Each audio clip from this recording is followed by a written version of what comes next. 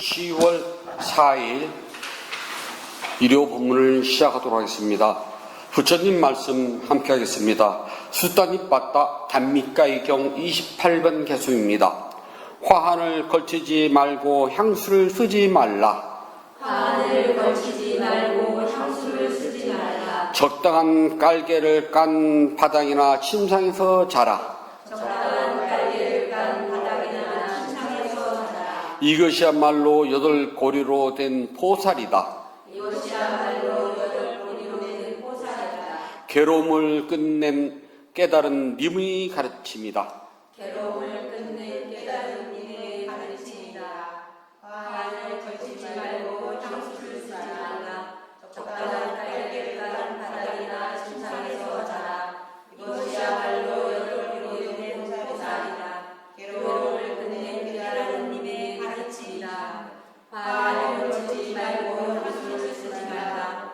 적당한 깔개를 깐 바닥이나 침상에서 자라. 이것이야말로 여덟 고리로 된 보살이다. 괴로움을 끝낸 깨달은 님의 가르침이다. 네, 편안하십시오. 비록 머리를 깎고 가사를 입고 출가하지 않더라도 마을에 살더라도요, 제가 신자는 한 달에 4번 포사를 지키면서 스님들하고 똑같은 생활을 한답니다. 한 달에 4번은 불자들이 절에 와서 법문 듣고 수행하는 게 의무예요. 그걸 포살이라고 그러거든요. 근데 포살날 오면은 8가지 계를 지킵니다. 5가지에다가 3가지를 더해요. 그것은 뭐냐 하면은 화한. 인도 사람들은 이렇게 생화를 머리에다 꽂거나 또 꽃목걸이 하기 좋아하거든요. 열대지방 사람들은 꽃목걸이 하지 말고요. 향수. 열대지방 가면은 길거리에서 향수 파는 데 굉장히 많아요. 향수 바르지 말고, 그 다음에 두꺼운 방석, 또 호사스러운 방석 쓰지 말라는 겁니다. 그것만, 그러니까 저렴은 다 쓸 수가 없어요.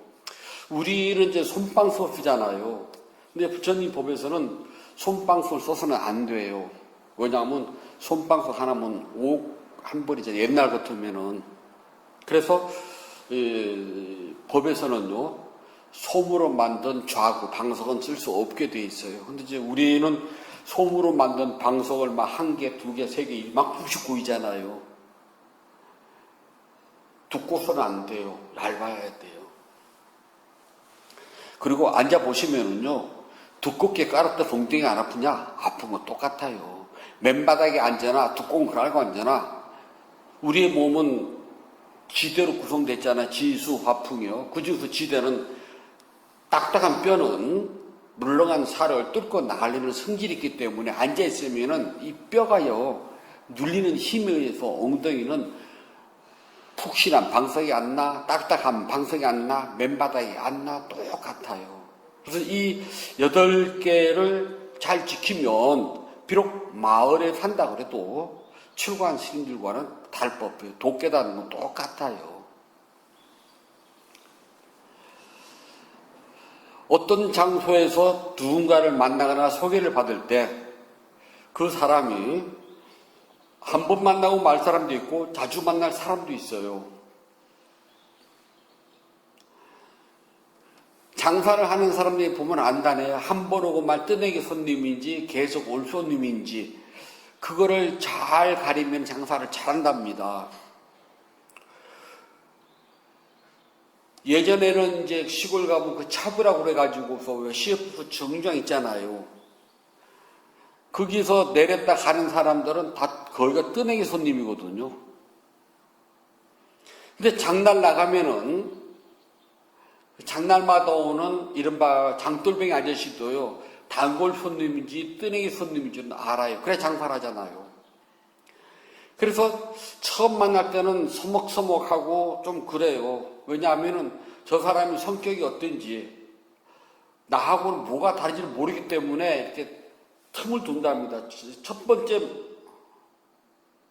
한국 사람들은 예외. 처음 만나서도 나이를 물어보고 나이가 많으면 뭐 형님, 언니 자연스럽게 이야기하잖아요.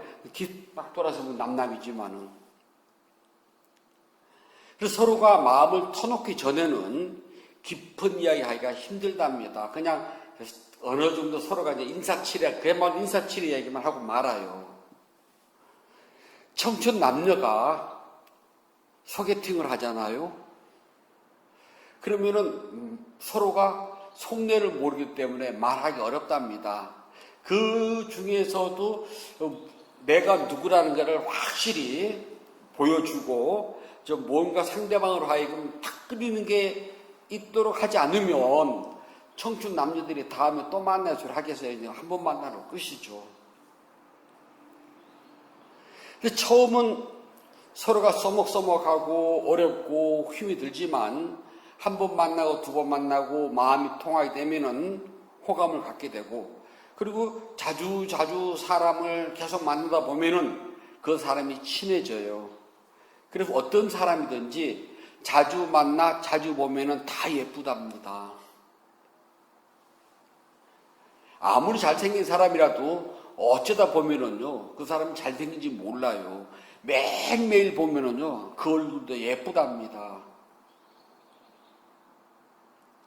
세상에서 제일 예쁜 사람이 누구예요? 내 자식이거든요. 왜냐하면은 내가 매일매일 봐요. 그렇기 때문에 남들이 아무리 못생겼다 하더라도 내가 볼 때는 내 새끼가 제일 예뻐요. 자주 봐고 자주 이름을 부르면은 예뻐진답니다. 그래서 며느리가 들어오더니 사위가 들어오는데요. 처갓집하고 화장실은 멀수록 좋다고 그러는데 그건 옛날 이야기고, 지금 그랬다가는 이혼당하기 십상이란데요. 지금은 처갓집하고 화장실은 가까울수록 좋대요. 예전에는 집 울타리인데 그 안방 건너방 방 사이에다가 화장실 둔다는 건 생각도 못 했잖아요. 그래서 화장실 직관 가려면 정말 시오리 길입니다. 특히 절집은 화장실이 진짜 멀어요. 큰절에서는 설사가 났을 때 화장실을 가려면 정말 다급해요. 그러니까 자다 말고 깨어나서 화장실을 가려고 그러면요, 장마철이나 눈이 오거나 정말 춥거나 그러면은 가기 싫어요. 진짜 좀 멀어야지 도대체가. 절집 화장실 뚝 떨어졌거든요. 지금은요, 저 집도 이제 화장실 옆에 붙었어요. 시어렵게 안 달려가거든요. 지금은 가까워졌대요. 그런데 이제 며느리도 있잖아요. 자주 얼굴을 보고 며느리 이름을 자주 부르면은요, 이뻐 보인답니다. 아이고, 그래도 우리 식구인데, 그래도 내 아들하고 사는데, 그러고요. 사위도요, 자주 보고 이름 자주 부르면은 밉지가 않답니다. 그러나 어쩌다 한번 며느리 얼굴 보고 어쩌다 한번 사위 이름 한번 부르면은 남남이에요. 아무리 친한 친구도 있잖아요. 한 3년 서로가 소식도 안 전하고 얼굴을 안 보고 그러면은 그 친구가 친구처럼 안 느껴진답니다. 남이지. 부처님께서는 수행에 방해가 되는 친구라면은 차라리 무쇠불처럼 혼자 가고 그물에 걸리지 않는 바람처럼 자유롭게 살고 연잎에 물방울을 묻지 않고 또르르 굴러가듯 연꽃처럼 살아라고 했는데, 중생살이 어떻게 그렇게 살겠습니까? 저부터 봐도 옛날 같이 공부했던 스님들 자주 안 만나시더라고요. 일단 만나면 대화거리가 없어요. 공통된 대화거리가. 공통된 대화거리가 있어야지만이 서로가 만나서 이야기가 주고받고 하는데요. 만나보니 이야기가 안 통하면 짜증나거든요. 아무리 우리 중생살이가 먹는 것, 입는 것 가지고 산다고 그러지만은 그래도 명색이 스님이라면은 그래도 도땅 이야기 한 번 해야 되잖아. 근데 그런 이야기 안 하고 뭐 어디 가면 뭐가 맛있네, 어디 가면 뭐가 뭐 놀기 좋네, 어디 가면 뭐가 좋네 그러면은 만나도 살콤살콤 짜증을 나거든요. 마음이 안 통하면 그래요. 하지만 세상은 부모, 형제, 자식은 있잖아요. 마음이 안 통해도 얼굴 자주 보고 대화를 자주 하면은 정겹고 예쁘게 보인답니다. 그래서 자주 보고 자주 이야기를 들으면은 함께 가는데 덜 지치는데요. 자주 보지 않고 이름을 자주 부르지 않으면 남남이래요. 근데 요즘은 다들 뚝뚝 떨어져 살잖아요. 떨어져 살아도요, 만약에 아들이나 딸이나 혹은 며느리나 사위가요, 뭐 이틀 걸러 한 번이나 사흘 걸러 한 번씩 전화를 한다고 칩시다. 요즘은 그런 며느리와 그런 사위는 없다고 그러대. 아무튼 그렇게라도 하면은 목소리라도 들으면 얼굴에도 보면은 둘 중 하나가 되면은 다 보면 좋지만 자꾸 친근감이 생긴답니다. 그러니까 미운 털도 고운 털로 보인대요. 불자들이 절에 나오면 써먹써먹해요. 왜 그러냐 하면은 자주 보지 않지, 자세히 보지 않고 정겹게 들어본 적이 없어서 그래요. 자기가 다니는 절에 절 이름을 자주 입에다 올리고 그 절에 자주 와서 눈으로 보면은 절이 써먹하지 않아요. 지금도 저 시골 가면은 남자들 절에 오면은 뒷짐 딱 지고 만화님 법당 들어가서 막 있는데 뒷짐 지고 어슬렁어슬렁 들어오세요. 그래서 아우 됐습니다. 그럼 절에 뭐하러 왔대? 그냥 들어오세요. 그러면 됐습니다. 그러고 안 들어와요. 조선시대 때는 있잖아요. 양반님들이 절에 와서 부처님한테 절을 하는 것이 발각되잖아요. 그러면 과거 응식권이 없어져요. 그래서 그게 남아서 지금도 뒷짐지고 절에 안 들어오고 그래요. 그러면 절이 안 가까워진답니다. 지금도 보면은 절에 남편분이 차 운전해가지고 절에 내려다 줘요. 그러면은 같이 들어오면 될 텐데요. 그 법회가 다 끝날 때까지 절에 안 들어오고 차에서 그냥 자고 있거든요.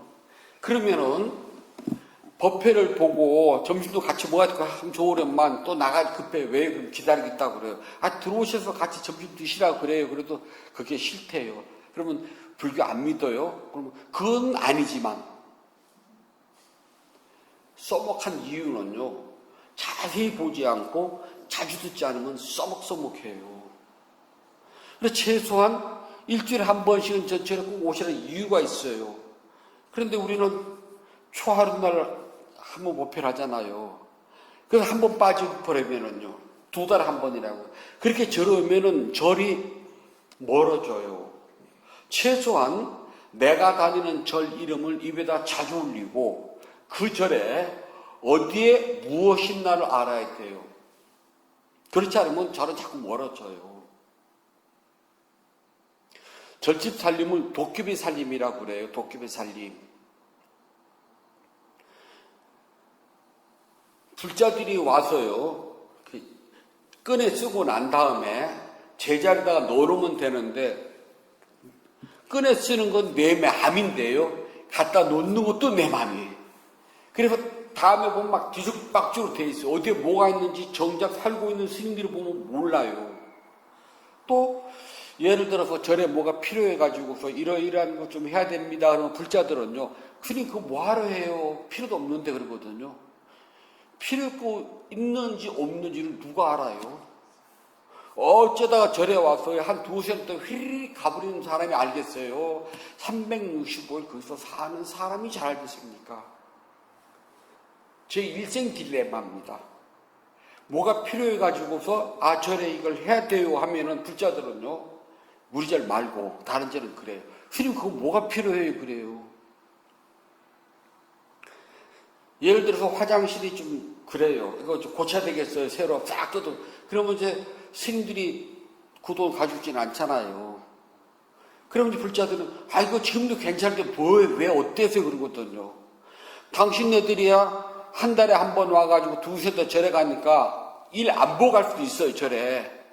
하지만 매일 그 화장실을 쓰는 스님들은 그 푸세식에 그 다음에 비만 오게 되면은 흥건해가지고 퐁당퐁당 물이 튀어올라와 정말 고통스러운데 그것 좀 고치자면 그게 왜 필요해서요? 그래요. 요즘은 이제 불자들이 절에 오면은요, 요구 조건이 많아요. 스님 법당이 더워요, 추워요, 그러거든요. 우리 법당 그래도 괜찮아요. 그 한식 법당 있잖아요. 한식 법당은 여름에 에어컨을 달래야 달 데가 없어요. 몰라요. 법당이 한 200평쯤 되면 모를까. 시골절 한식 법당 가봤자 30평이거든요. 그럼 실제 내부는 20몇 평도 안 돼요. 왜냐하면 추녀 끝부터 추녀 끝까지 평수를 재거든요. 그럼 빠져나가는 것이 반이에요. 그러다가 또 탁자 쫙 깔렸잖아요. 그러면 공간이 코딱지만 해요. 덥다고 에어컨을 왜 안 놓냐 그래요. 그렇게 에어컨 놔봤자 2달이에요. 그러면 얼마나 절에 자주 오느냐? 꼴랑 한 달에 한 번이에요.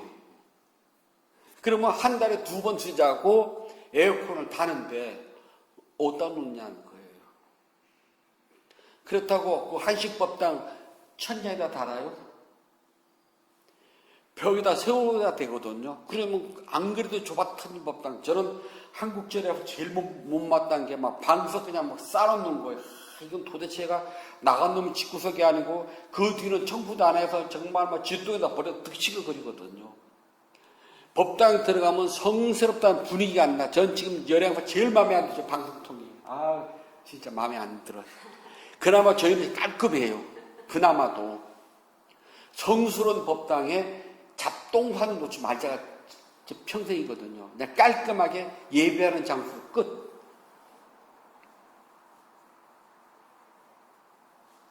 그런데 종 났지요. 종 놓고 북 놓고 그 다음에 이 법당도 얼마나 커요. 조그마한 법당 이것도 됐다 크지요. 거기에다 방폭 줄을 쌓아놨죠. 막 다 하는 막 별별 단위 다 있죠. 거기다 에어컨 놓을 자리가 공간 나올까요? 그리고 법회 본다 하면서 문은 또 여름에 꽁꽁 또 쳐다보다 볼 수 없잖아요. 산골짜기 절에서. 좀 그래요. 겨울에는요, 춥다고 난리예요. 한식법당 온 천지가 구멍이에요. 겨울에는 바늘구멍에서 황소바람 들어온다고 그러잖아요. 마루를 쳐다봐도 구멍이 쩍쩍, 벽을 쳐다봐도 구멍이 쩍쩍, 문을 쳐다봐도 문이 딱 안 맞잖아요. 온 천지가 바람 돌 수밖에 없는데 거기다가 보일러를 깔까요? 뭐를 할까요? 그럼 이제 요즘은 큰 대형 그 온풍기 같은 걸 놔요. 그러면은 바로 그 난방기 밑에 있는 사람은 더워 죽는다 그러고요. 뚝 떨어져 저 앞에 있는 사람은 춥다고 난리예요. 어디다 박자를 맞출까요? 덥다는 사람은 빨리 끄라 그러고요. 저 앞에 있는 사람은 더우리라고 그래요. 물론 우리 사찰에 건물의 구조적인 문제도 없지 않아 있어요. 하지만 내가 그 절에 자주 가서 절에 대한 애정을 가지면은 그런 말 할 수가 참 어렵거든요.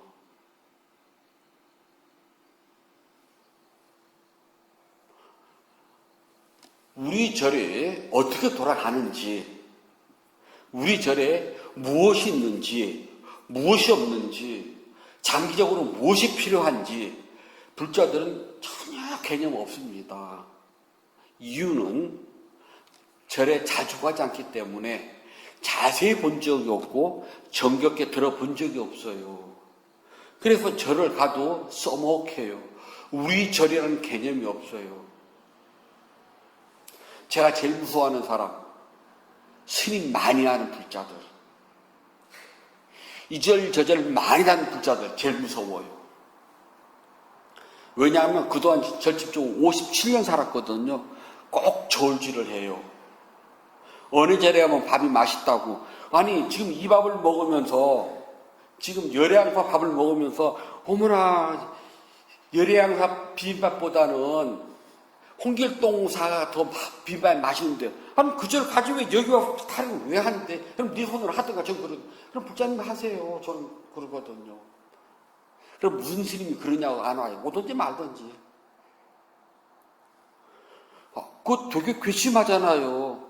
예를 들어서 우리가 식당에 가서요. 지금 어느 중집에 짜장면 시켜먹어. 그 집 짜장면을 먹으면 이 집 짜장면 그 맛이 없어. 내가 지난번에 먹었던 진짜로가 더 맛있던데. 그러면 그 집 사장 마음이 어떻겠어요? 그 말을 말든가 먹지를 말든가 그럼 진짜로 가면 될 일이잖아요. 그래서 상도이거든요. 그런데 이절에 와가지고 밥이 맛있니 맛이 없니, 이절은 불편하니 안 불편하니, 스님이 친절하니 안 친절하니, 저절 스님은 되게 친절한데 이 스님은 딱딱해. 꼭 그렇게 평을 해요. 그래서 스님 많이 하는 불자, 절 많이 하는 불자 제일 그냥 한 절만 좀 꾸준히 다니세요. 그래요 저는. 그 다음에 꾸준히 다니면은 그 절에 어디에 뭐가 있나 좀 한번 신경을 쓰세요. 우리 절에 뭐가 필요하겠다. 앞으로 우리 절에 이렇게 발전됐으면 좋겠다. 그러한 것들이 신도와 스님이 이렇게 모아지지 않으면요. 함께 가는 길이 모아지지 않으면 그 절이 발전이 안 돼요. 스님 혼자서 하게 되면은 나중에는요. 너 혼자 했잖아가 돼요.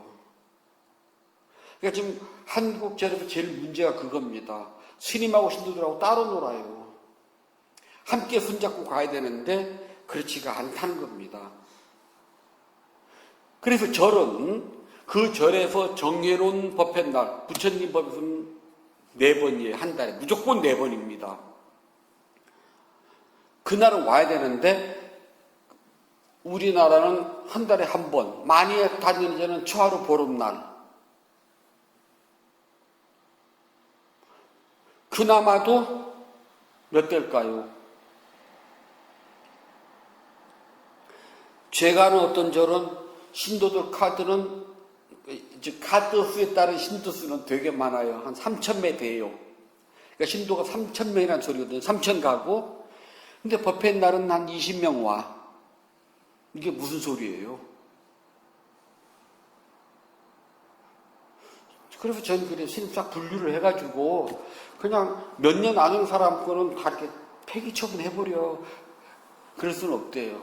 그러다 한 4, 5년 만에 한 번 와가지고 우리 추까지 있지요라고 물을 때 없어요. 그러면 안 된다나? 우리가 장사집에서 고객 관리하는 것도 아니고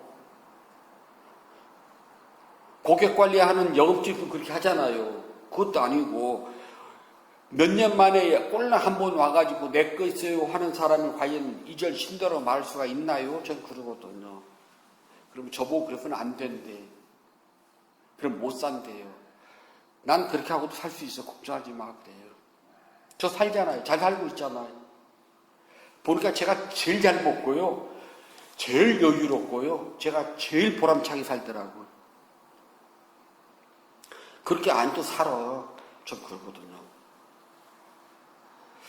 불자들은 이 절은 혼자 가는 곳이 아니라 스님과 신도가 불자들이 함께 손잡고 함께 하는 길입니다. 그래서 이곳에서 함께 역사를, 이 절의 역사를 만들어내는 거예요. 그래서 법회에 참석하고 수행을 한다는 것은 내가 불자로서 게으르지 않고 부처님께서 정해 주신 법, 그 의무를 다하고 있구나라고 자부심을 가져도 된답니다. 불자로서의 의무를 다하지 않으면 권리를 주장할 수도 없어요. 불자들은 법을 들을 의무와 수행할 의무가 있고요. 보시해야 될 의무가 있답니다. 반대로 권리예요. 그래서 불자들은 스님들에게 법을 모르는 법일 때 언제든지 물어볼 권리가 있고요. 수행을 했을 때에 그에 대해서 스님들에게 가르침을 받을 권리가 있어요. 그리고 내가 스님으로부터 배운 법, 내가 수행해서 아는 그 바른 법을 다른 사람에게 전해 줄 권리도 있답니다. 의무이자 권리예요. 그러니까 모르면 그걸 못한답니다. 엄마 절에 왜 다녀? 아들, 딸이 묻습니다. 평생 절에 다녔어요. 그런데 해줄 말이 없답니다. 그냥 이놈아 너 잘 되라고. 그럼 그 아들, 딸이 물어봐요. 배고픈 사람이 밥을 먹어야지 배가 부르겠어요? 남이 대신 먹어줘야지 배가 부르겠어요? 그럼 뭐라고 대답을 할래요? 평생 절에 다녔는데 부처님이 어떤 분이냐 물으면은 대답을 못 해준다는 겁니다. 이게 우리 불교가 망가가는 길이에요. 평생 절에 산 것은 불공한 것밖에 없잖아요. 그 다음에 우리 집 복 달라고 빈 것밖에 없잖아요. 그렇게 해서 복이 어떠냐고요. 바꿔서 말하면요, 사람으로서 가장 절박할 때 그것을 정말 아주 교묘하게 이용하는 것밖에 더 됩니까? 수험생들한테 가장 절박한 것은 합격이랍니다. 그러면 배일기도를 해가지고 입시 배일기도를 하면 합격해. 보장합니까? 내가 입시 배일기도를 했는데 우리 아들, 딸이 원하는 대학에 턱턱 들려붙더냐고요. 아니잖아요. 시험은 아이가 봅니다. 기도한 내가 대신 봐주지도 못하고요. 목탁을 쳐준 스님이 대신 봐주지도 못하고 2600년 전에 돌아가신 부처님이 시험을 대신 봐주지도 못해요. 오직 12년 동안 죽으라고 공부한 내 아들, 딸이 시험장에 들어가서 직접 답안지도 쓸 수밖에 없어요. 그것을 가지고 입시 기도를 하면 합격해요라고 말한다면 그건 잘못입니다. 그렇게 아들, 딸이 장래를 결정짓는 이 순간에 부모로서 마음이 참 괴롭고 답답하고 불안하죠. 근데 기도를 하시게 되면은 불안하고 답답한 마음이 가라앉습니다. 라고 말해야지 정답입니까? 근데 그렇게 말합니까? 누가 없는 살림에 여기저기 대출 받고 친구들한테 돈 빌려서 사업을 하나를 열어요. 업장을 그러면 마음이 얼마나 불안해요. 손님이 올까 안 올까, 이거 본전 까먹을까 못 까먹을까, 안 까먹을까, 또는 이거 정말 까먹으면 그 빚 우리 집 날아가고 친구들한테 막 굉장히 불안해요. 그럴 때 그 마음을 가지고 절에 왔는데 스님이 기도하면 사업 잘 돼요 라고 하면은 그건 거짓말이라는 거예요. 가장 절박하고 위급한 인간의 마음을 아주 교묘하고 간사하게 이용해 먹는 거잖아요. 기도를 하면은 그러한 불안한 마음에서 순간적이나마 벗어날 수가 있고 마음이 편안해져요 라고 말해야 됩니까? 한때는 천도제를 지내면은 사업이 잘 되고 아픈 게 낫고 대학에 시험 합격한다고 한때 그 바람 불었잖아요. 그러면 그때 그렇게 한 사람들은 전부 다들 다 잘 됐겠네? 그러진 않아요. 그런 것이 기도의 본질이고 불공의 본질은 아니라는 겁니다. 부처님께서는 단 한 번도 너희들 나한테 돈 넣고 떡 넣고 과일 사놓고 빌어라. 그럼 내가 너희 소원 다 들어줄게 라고 말씀하신 적이 단 한 번도 없다는 겁니다. 부처님은 그런 절대적인 신적인 존재가 아니시거든요. 당신 스스로가 6년간 정말 뼈를 깎는, 피를 말리고 뼈를 깎는 수행을 하셔가지고 스스로 깨달으셨어요. 깨달은 게 뭐냐 하면은 몸과 마음에서 오는 갖가지 괴로움에서부터 어떻게 해야지만 자유롭게 벗어날 수가 있을까? 그래서 몸과 마음에서 욕망에 묶여있는 내 마음을 자유롭게 되는 법을 깨달으셨습니다. 그리고 우리에게 그걸 친절하게 가르쳐 주셨습니다. 그래서 우리 모두가 법문절에 와서 법문을 듣고 수행을 하게 되면 법을 알게 되고 법의 본질을 바로 보기 때문에 행복과 이익을 성취하게 된답니다. 그래서 법회에 참석하지 않고 수행을 하지 않으면 번뇌로부터의 자유, 욕망으로부터의 해탈, 그것은 성취하지 못한답니다. 다시 말해서 깨달음, 두려움과 어려움에서 벗어나서 행복과 이익을 성취하는 것, 얻는 것이 아니라요. 그래서 절에 와서 스님들에게 부처님의 가르침을 다시 듣고 이게 부처님의 가르침이었구나. 그래서 자신이 살아가는 삶의 과정을 한번 되돌아봅니다. 내가 욕심이 필요없이 많았구나. 이 욕심이 나를 괴롭히고 있구나. 그리고 이 몸이 있는 이상은 아픔은 당연한 거구나. 늙고 병들고 괴로움은 당연한 건데 내가 너무 여기에 집착하고 있구나. 저도 나이가 드니까요, 살큼살큼 아파요. 여기도 아팠다가 저기도 아팠다가 그래요. 또 자다가 중간에 깨기도 하고요.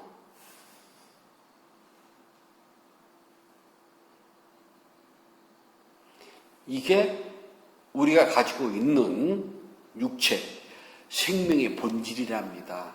근데 이걸 알게 되면은 막 내가 왜 그러지? 하고 막 병원을 순례를 하면서 뭐 엑스레이, CT, 이 병원에서 엑스레이, 저 병원에서 CT, 이 병원에서 MRI, 그 다음에 아픈 데는 한 군데인데 병원은 한 10군데 다니고 약은 이만큼이에요. 어떤 시골 할머니 집을 갔더니 온 집안에 약만 굴러다녀요. 한 번에 먹는 약이 좀 거짓말 못하면 한 공기에 거짓말 못했어요. 그 뭔 약을 그렇게 드시 할매? 그랬더니 뭐 안 아픈 데가 없다고 그래요. 아픈 게 당연하지. 늙어서 안 아프고 배겨요. 그래 평생 그렇게 막 그 고된 농사일을 하고 자식 다 키우는데 아픈 건 당연한 거지. 안 아프길 바래요. 그래서요. 그랬더니 이 병원 가서 말하면 막 아픈 건 한 군데인데 이 병원 가면은 A라 그러고 저 병원 가면 B라 그러고 저 병원 C라 그래서 그 읍단이 조그마한 데인데 병원이 몇 군데 있어 읍단이에요. 거기를 쫙 순례를 해야 하면은 처방전을 다 내준답니다. 그래서 그 약을 다 가지고 와요. 그러면 어떤 거든지 하나가 낫겠지 그러 먹는데요. 할매 그렇게 하면 죽어서 그러다 묻어도 안 썩어. 약 때문에. 아마 미라 될 거야. 1000년 지나도. 그것도 하루 3번.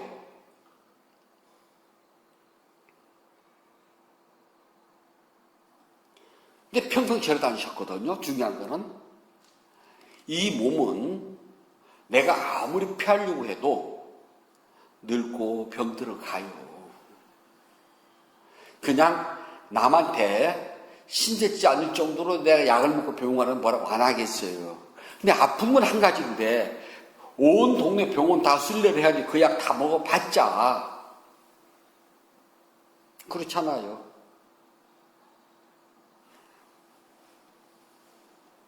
왜 이런 일이 생길까요? 절에 다니시면서 법을 듣지 않았다는 소리예요. 절에 다니시면서 부처님 가르침대로 수행을 하지 않고요. 복을 비는 행위만 평생 동안 해왔습니다. 그러다 보니 부처님의 바른 법이 무엇인 줄 모른다는 겁니다. 부처님의 바른 법이 무엇인지 모르기 때문에 평생 절에 다녔지만 엉뚱한 소리 하다가 끝내요. 우리 모두가 부처님을 믿고 따르는 가장 중요한 이유 첫 번째는 뭐냐면은 깨달음의 성취랍니다. 깨달음의 성취는 내가 몸과 마음에서부터 얽매인 것에서 자유를 얻게 돼요. 우리는 건강, 명예, 사랑, 권력 그런 게 다 묶여 있거든요. 돈 싫어하는 사람 어디가 있대요? 저도 돈 좋아해. 저도 하고 싶은 불사가 있다니까요. 보편날 불자님들이 막 무릎 꿇고 앉았다가 막 평자로 앉았다가 막 요지부동 치는 거 보면은 왜 이렇게 단기 쌍팔도 못 벗어날까? 진짜 제 마음 간절해. 확 뜯어주고 싶은데 우리 구조는 고칠 수 없는데 그냥 냅두는 뿐이랍니다. 저는 정말 저를 진다면요 세상에 둘도 없는 법당을 질 거예요. 좀 확 지금 21세기잖아요. 인도에다가 지금 한국 부다가에다 한국 법당을 져요. 스님께서 이야기해요. 우리 교육 돌 때 했는데 한국 재래식 법당과 똑같은 걸 짓는답니다. 그럼 여기서 모든 걸 다 공사지로 가야 돼요. 공사비가 엄청나게 클 겁니다. 제가 그 스님한테 그랬어요. 참 답답한 스님들이라고. 지금 21세기인데 왜 꼭 18세기 건물을 거기다 져야 됩니까?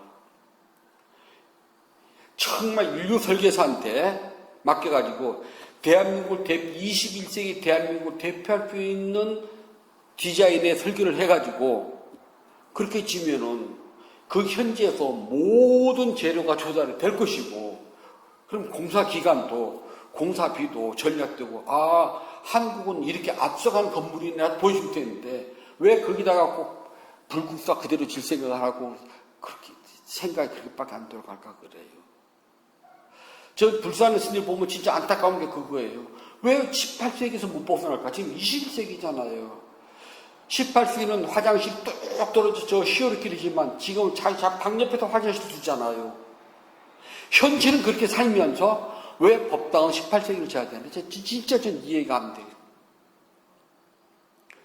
요즘 엠만절 가면요 할매들 다 무릎 아프다고 이제 식탁으로 바뀌어요. 밥 먹는 건 식탁으로 바뀌면서 왜 법당은 이 좌식에서 못 벗어날까? 되게 궁금해.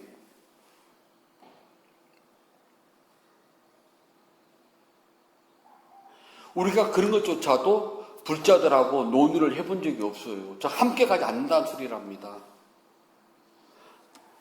저는 새로 법당을 져요. 여러분들도 동의하시죠? 의자 쫙 가는 거. 그것도 딱딱한 나무 의자보다는 약간 극장식의 돈이 있다면 좀 안락하고, 그리고 앞에다가 가방거리 해놓고요. 딱 펴놓으면 책 얹어놓을 수가 있고, 그냥 꼭 무릎 안 꿇어도 되잖아요. 꼭 그렇게 막 이마가 닿도록 절을 안 해도 법배 때문에 간략하게 그냥 의자에 앉아서 이거 하면 안 되나? 그리고 절하고 싶은 사람들은 따로 절할 수 있는 따로 마련해 놓을 때 그게 하시고, 단 수행은 이렇게 하고, 의자 아니면 안 되니까.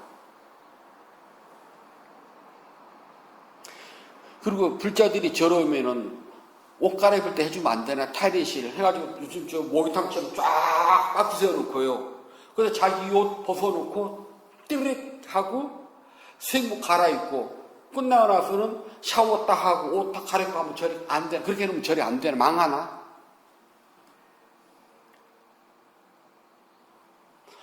왜 절에 오면은 절의 주인인 불자들이 옷 갈아입을 때가 하나가 있고 여름에 기도하고 나면 땀을 막 범벅이 떠서 가는데 샤워할 곳이 없어야 되느냐? 한번 진지하게 생각해 볼 때 아닙니까? 그거 해주면 어디 몸살 나나? 그거 한다고 그 절 망하나요? 대한민국 큰 절 다 돌아다녀봐요. 불자들이 기도할 때 수행을 고사하고 기도복으로 옷 깔끔하게 해서 멋있는 옷 입고 절에 와서 편하게 옷 갈아입고 막 3배를 하든 1000배를 하든 땀범벅이 됐을 때 집에 가기 전에 샤워 딱 하고 옷 갈아입고 갈 수 있는 시설 되어 있는 절이나 보세요.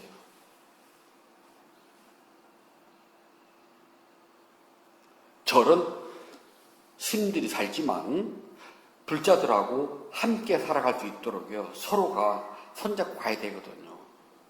그래서 절은 법문을 듣고 수행을 하고 바른 법을 갈 수 있고 누구나가 다 행복과 이익, 중요한 게 그거랍니다. 행복과 이익을 얻어갈 수 있는 도량으로 바뀌어야 되거든요. 그래서 절에 자주 오게 되면은 정겨워요. 그래서 자신이 다니는 절 이름을 자주 들으면은 정말 정겹고 그렇게 자주 오다 보면 절이 자세히 보여요. 우리 절이 어디에 뭐가 있구나라고요. 그리고 우리 절은 앞으로 이렇게 나가야 돼. 지금 뭐가 없어서 좀 불편하구나. 관심을 갖게 됩니다.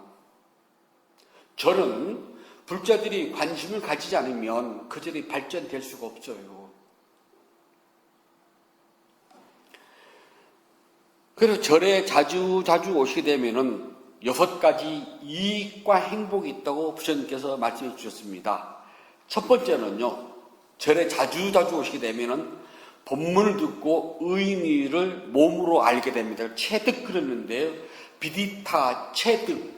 그냥 머리로 이해하는 게 아니랍니다. 몸으로 알아야 돼요. 법문을 귀로만 듣고 머리로 이해를 한번 이해했다 그러고요. 법문을 귀로 듣고 머리로 이해하고 난 다음에 몸으로 직접 수행을 통해 가지고서 오늘 들은 법문이 이것이었구나, 속은 이 말이었구나라고 내가 스스로 압니다. 그걸 체득이라고 그래요. 이해와 다른 말입니다. 불교는요, 체득을 해야 돼요. 이해보다는 체득이랍니다. 법문을 귀로 듣고 머리로 생각하고서 끝이 아니라 귀로 듣고 머리로 생각했다면 몸으로 닦아야 돼요. 그래서 이 몸이 알아야 됩니다. 아까도 말씀드린 고통, 두카. 우리는 고통 그러면 육체적인 고통을 제일 먼저 이해를 해요. 그래서 수행을 하게 되면은 제일 먼저요, 육체적인 고통을 이해를 하게 된답니다. 아, 이게 고통이구나. 고통은 내가 오라고 해서 오는 것도 아니고 가라고 해서 가는 것도 아니구나. 조건이 형성되면 고통이 왔다가 조건이 형성이 되면은 고통은 사라지는 거라고 몸으로 알았어요. 그래서 하다 보니까 이번에는 하기 싫은 마음이 생겨나요. 그래서 나는 이것이 바로 마음에서 오는 고통이고 괴로움이구나 라고 나는 알게 됩니다. 고통이라는 것은 육체만 말하는 것이 아니라 육체와 정신적인 요소 두 가지가 있구나. 이것들이 어떻게 상호 보완되고 협조해서 나를 자유스럽지 못하게 붙잡아 매는지 나는 조금씩 알게 됩니다. 이것을 체득이라고 그래요. 그래서 절에 자주 와서 법문을 듣고 수행을 하게 되면 첫 번째, 부처님의 법에 대한 의미를 체득하게 됩니다. 그것이 제일 큰 첫 번째예요. 불교는 귀로 듣고 머리로 이해하는 종교가 아니랍니다. 다른 종교는 있잖아요. 종교의 창시자들이 자기가 막 기도를 하다가 어느 날 신의 목소리를 들어요. 그래서 자신은 신에게 들은 그 소리를 대변해 줍니다. 그래서 내 건 없어요. 내가 하는 모든 행위는 신의 소리예요. 신이 밥 먹지 말란다. 먹지 마. 그러면 돼요. 사람이 죽든 말든 안 죽여요. 신이 한 소리니까. 나 그거밖에 모르거든요. 근데 부처님은 본인이 직접 6년간 고행을 해봤어요. 그랬더니 밥을 안 먹으면 죽네? 그거 아셨거든요. 그래서 수행자는 먹는 데 집착은 하지 말아라. 이 몸이 건강하게 유지가 돼야지만 돈을 깨달으겠다. 먹어라. 가리지 말아라 그랬어요.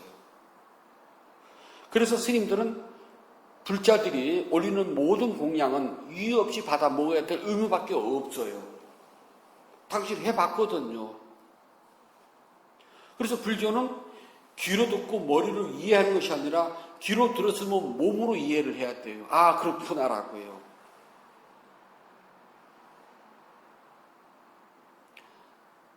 한국 스님들은 채식을 합니다. 그런데 실제로 탁발을 나가봤으면은요, 그 소리 절대 못해요. 그냥 내가 동양 밥그릇, 점잖은 말로는 바루, 원말 동양 밥그릇. 우리는 발우라고 써요. 인도말 그대로 봤다. 그러나 원뜻은 동양 밥그릇이에요. 동양 밥그릇을 들고 내가 동양을 나가잖아요. 그러면 사람들이 누군가가 나를 불쌍히 여겨서 나한테 이 밥그릇에다가 자신들이 먹던 걸 넣어줍니다. 뭐든지 넣어줘요, 여기다가. 그럼 나는 여기에 많다, 적다 말을 못해요. 주는 대로 받아와요. 나가면서 이건 빼세요. 아유, 고기네. 나 고기 안 먹어요. 어머, 마늘 들었네. 마늘도 빼세요. 하지 말라는 거죠. 그냥 입 딱 다물고 주는 대로 받아오라는 거예요. 그러면 이 밥그릇 속에 별게 다 들었어요. 여러분들이 주는 걸 가지고 난 먹고 산답니다. 여러분들이 안 주면 난 굶어 죽어요. 거기서 나 고기 안 먹어 소리 나오겠어요? 가져와서 안 먹는 건 애매해요. 하지만 여기다 넣어준 것에 대해서는 먹어야 된답니다. 근데 우리는 탁발을 하지 않기 때문에 부처님 법을 귀로 듣고 머리로만 이해했기 때문에 실제 몸으로 체득을 못 해내는 거랍니다. 욕망으로부터 자유는요, 머릿속으로 이해할 수는 안 돼요. 몸으로 체득을 해야 돼요. 욕망. 한 시간 앉았는데 정말 다리를 뻗고 싶어요. 그 욕망이 나오잖아요. 그래서 나는 다리를 뻗고 싶으면 계속 알아차리잖아요. 그래서 그걸 극복해냅니다. 그럴 때 자유를 얻어요. 가려워요. 긁고 싶어요. 가려움 막 알아차릴 때 막 진짜 가려움 안 아프져요. 그래 나도 모르게 긁으려고 의도 알아차리고 긁음 하면 다행이지만 하고 내리잖아요. 난 욕망이 진거랍니다. 최소한 욕망에서 내가 자유를 얻으면은 긁으려고 하는 내 의도를 이렇게 해야 돼요. 긁으려고 함. 그리고 나서 손 들여야 되겠죠? 손 들려고 함, 손 듬, 다음, 긁음. 그래서 가려움이 사라지는데 계속 긁는 바보는 없잖아. 그럼 어떻게 돼요? 멈춤. 손 내려야 되겠죠. 계속 이렇게 있을 수 없잖아요. 손 내리려고 함, 손 내림, 다음, 그리고 일어남, 사라짐. 최소한 나는 욕망에서부터 벗어나는 법을 난 배웠어요. 그전에는 욕망 시킨 대로 했거든요. 가려움. 그리고 손 탁 내렸는데 이제부터는 욕망아, 네 맘대로 되는 짓도 내 맘이야. 내가 긁으라 할 때 그만 긁어. 그래서 욕망으로부터 벗어나는 법을 나는 체득을 한 거랍니다. 버리라고요? 그럼 자유로워진다고? 어떻게? 그 말 하는 사람은 없잖아요. 버리라고만 하지. 나홍선사의 시에 보게 되면은 물처럼 바람처럼 유행가 가사 노래도 부르대. 뭐 홀홀 벗어버려라. 그게 벗어지냐고. 그냥 안 벗어져요. 의도를 가지고서 내가 충분히 이해를 하고 체득을 할 때 그것도 느껴지진 않아요. 어쩌다가 가려움, 긁으려고 함, 그리고 그냥 가지. 손 들려고 하면 왜 빼먹는지 몰라요. 모를 것 같죠? 저도 수행 좀 한 사람이거든요. 저 뒤에서 이렇게 쳐다보면은요, 알아차리고 긁는지 그냥 가는지 그 정도는 저도 알아요. 보면 틱 가더라고요.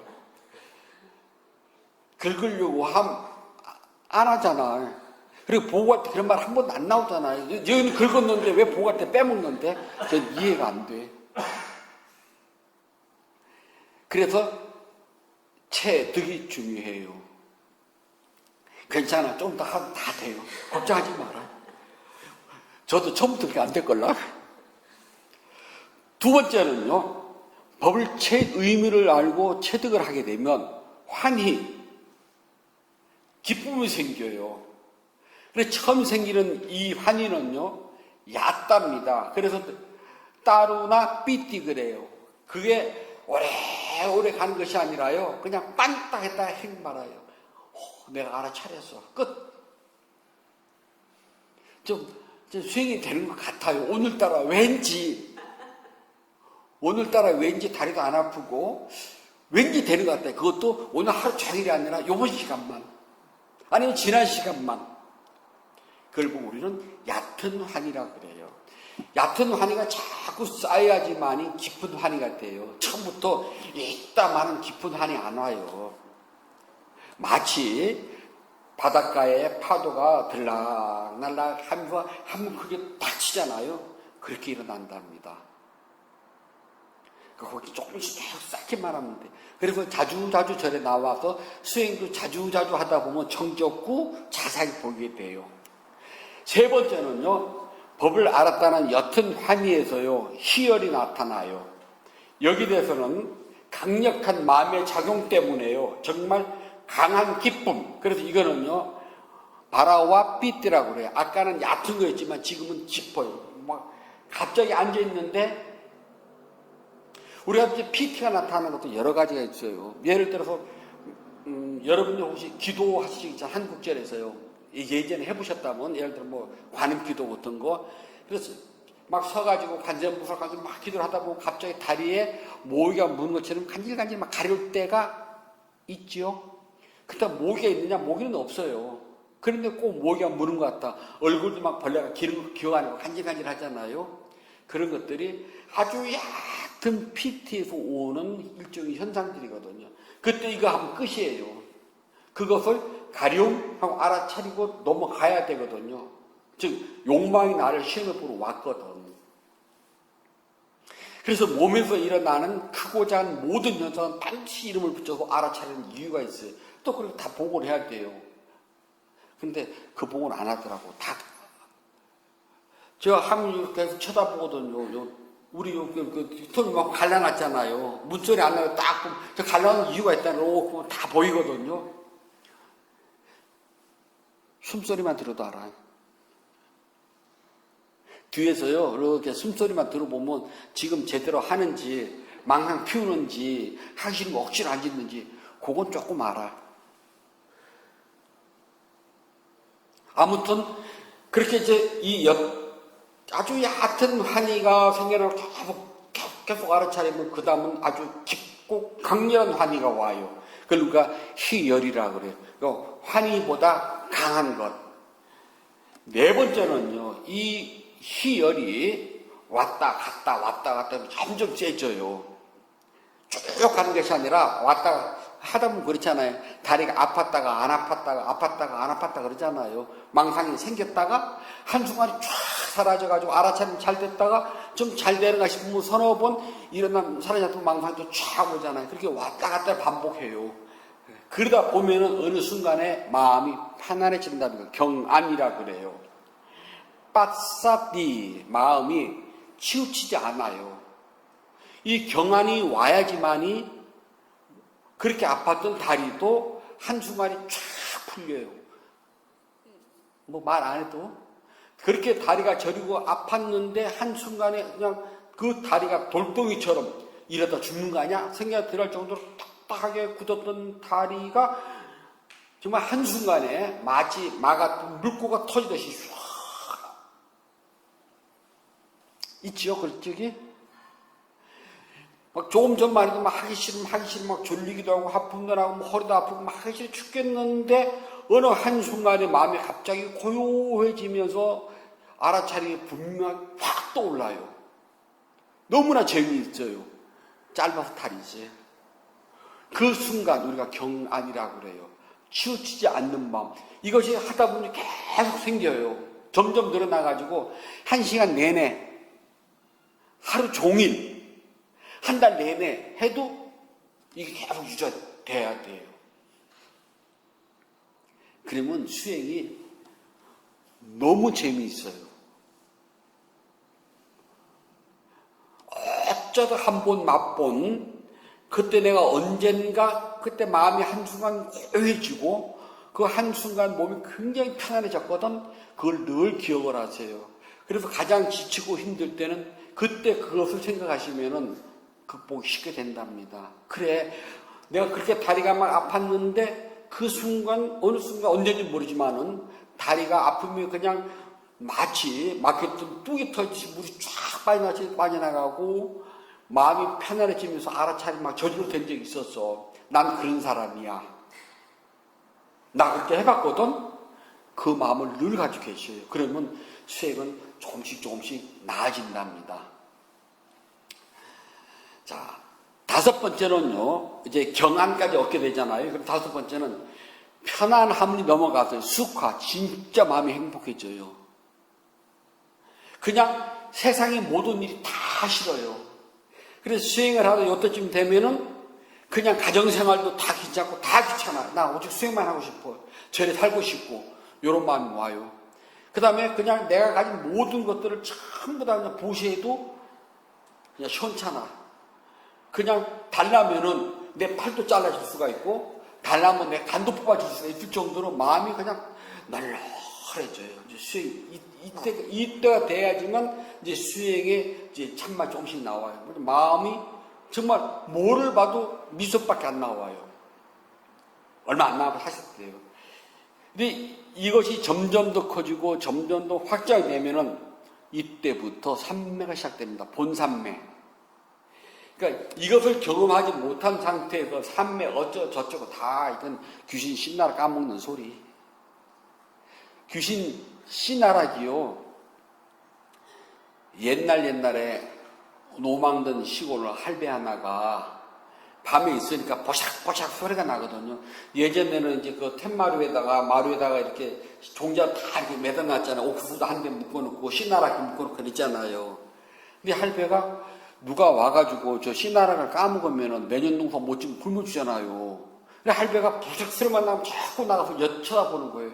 그래 이제 아들, 딸이 아이고 아버지 왜 이렇게 자꾸 나가세요? 그랬더니 야 귀신들이 와서 신하를 까먹으면 어떡하니? 누가 저 신하를 까먹는다. 나 보면 아무도 없거든요. 아버지 아무도 없어요. 바람소리에 그러면 아니다. 야, 누가 와서 자꾸 신하를 까먹는다. 그래서 나온 소리가 귀신이 신하를 까먹는 소리예요. 택도 없는 소리라는 소리입니다. 우리말 알고 나면 재밌잖아요. 귀신 신하를 까먹는 소리 하면 안 된다는 겁니다. 지금까지 말한 6가지에서 5가지를 경험해보지도 못한 상태에서 삼매를 이야기한다는 것은요, 어불성설이에요. 그야말로 귀신 신나를 까먹는 소리랍니다. 자, 우리 한번 생각해 봅시다. 지금까지 내가 수행을 몇 년씩 해왔으면 불자들이, 그러면 이 6가지에서 마지막 3매를 빼고 5가지요. 즉, 최득서부터 시작해 나갑니다. 그래, 마지막 높은 이 수가까지 내가 얼마나 진하게 계속 경험을 해봤는지 한번 생각을 해봐요. 그러면은 내가 그동안 나름 집중했다고 느끼는 것이 본삼매인지 아니면 삼매 비스무리한 근저삼매인지 굳이 말 안 해도 본인이 알아요, 수행자는. 그래서 수행자는 겸손일 수밖에 없어요. 어디 가서 함부로 나 수행 좀 했거든 소리 못하는 거예요. 야, 지금도 하고 있습니다가 정답이에요. 나 수행 끝났을가 아니라 지금도 하고 있답니다가 정답이에요. 이렇게 6가지가 나와 함께 갈 때 깨달음 세계가 오는 것이지 어느 날 갑자기 그냥 깨달음이, 그러니까 우리나라 이제 불자들은 이 대승을 잘못 받아들였어요. 깨달음이 어느 날 갑자기 툭 떨어진 줄 알아요. 말 한마디에. 그냥 선자들처럼 말 한마디 하면 그거는 이미 다 당날 때 끝났고요. 지금 그런 시대 아니에요. 그리고 부처님 법에는 그런 거 없답니다. 그런 건 기대도 하지 말고요. 하루하루 빼먹지 말고 열심히 닦아가요. 정 안 되면 하루에 한 번 눈 뜨려고 함 눈뜸이라도 알아차려요. 제일 쉽잖아. 아니면은 손 뻗으려고 하면 손 뻗음. 한 번은 되잖아요.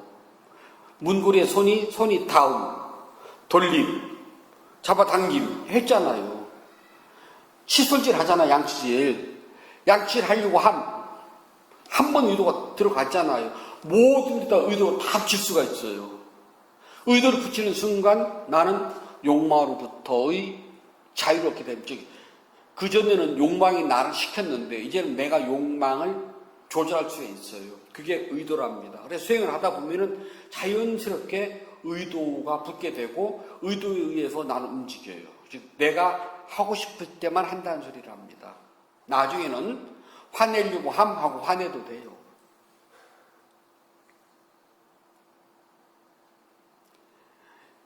그렇게 될 때에 깨달음식이 온답니다. 그래서 절이라는 것은 스님 혼자 사는 것이 아니라 불자들과 함께하는 길이거든요. 그래서 내가 다니는 절 이름을 자주 불러요. 그래서 우리 절 이름이 정겹게 들려야 돼요. 물론 스님 이름도 자주 불러주면 좋답니다. 그러면 스님도 정겨워져요. 그 다음에 내가 다니는 절을 자세히 보세요. 우리 절이 어디에 뭐가 있는지. 그래야지만이 내가 다니는 절에 소속감도 들어가고 우리 절이 돼요. 그렇지 않으면은 우리 절 되기 힘들어요. 말만 우리 절이지. 그러면 우리 절이 안 되면 불평만 많아지. 우리 절이 왜 이렇게 구조가 이런데 이거 할 수가 없구나 이해가 돼요. 근데 그렇지 않으면은 마치 영업집에 가서 내가 돈 내고 영업집에 내가 요구 조건을 찾잖아요. 그렇게밖에 안 된답니다. 그러지 마시고요. 그냥 절 이름 자주 불러서 정겹게 드리도록 하고 내가 다니는 절 꼼꼼히 자세히 봐가지고 함께 가도록 하십시오. 그러면은 좋아요. 수행도 자주 자꾸 수행을 입에 올려야지만 수행이 부담감이 없어져요. 다른 절에서 수행 이야기를 하면은요 굉장히 부담감 갖거든요. 보시 이야기는 절대 하지 않게 금지사항이에요. 수행 보시 2가지는 그거 하면 신도들이 절에 부담 가서 못 온대요. 근데 우리 불자님들은요 부담 가요? 좀 정겹잖아요. 수행 보시 하도 들어가지고요. 정교해야 된답니다. 부처님께서 말씀해 주셨습니다. 수다님 받다 단미가의경 29번 개송입니다.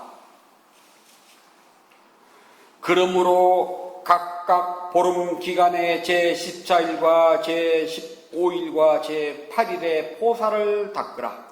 그러므로 각각 보름 기간에 제14일과 제15일과 제8일에 포사를 닦으라. 그 신성한 달에 올바로 갖추어진 8꼬리를 준수해서 그 신성한 달에 올바로 갖추어진 8꼬리를 준수해서 청정한 마음으로 계율을 지켜라. 청정한 마음으로 계율을 지켜라. 그러므로 각각 보름의 기간에 제14일과 제15일과 제8일에 포사를 닦으라. 그 신성한 달에 올바로 갖추어진 8꼬리를 준수해서 청정한 마음으로 계율을 지켜라. 그러므로 각각 보름의 기간에 제14일과 제15일과 제8일에 포사를 닦으라. 그 신성한 달에 올바로 갖추어진 8꼬리를 준수해서 청정한 마음으로 계율을 지켜라. 10월 4일 일요 본문을 마치도록 하겠습니다.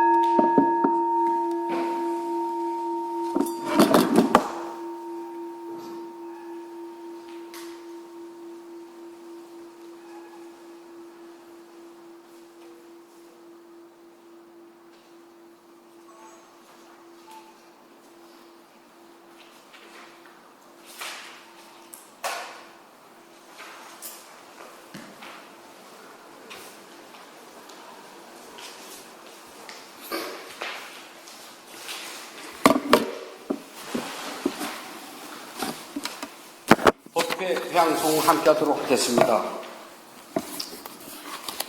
115쪽을 펴주시기 바랍니다.